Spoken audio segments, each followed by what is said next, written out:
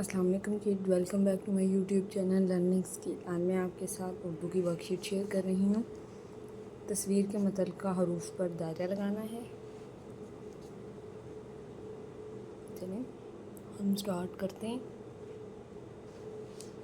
ये आम बना हुआ है तो हमने अली मद्दा वाले हरूफ के गिर्द दायरा लगाना है।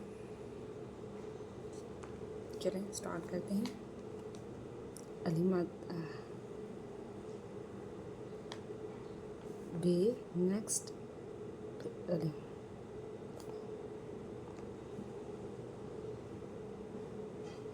जीम अली मद्दा तोड़े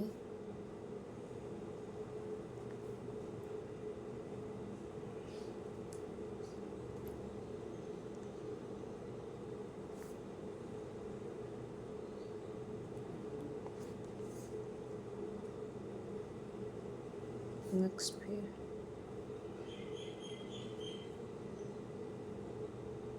ये हमारी वर्कशीट कंप्लीट हो गई है। अगर मेरी वीडियो अच्छी लगे तो लाइक करें, शेयर करें, कमेंट करें। इस तरह की मज़ीद वीडियो देखने के लिए मेरे चैनल को सब्सक्राइब करें। Thank you.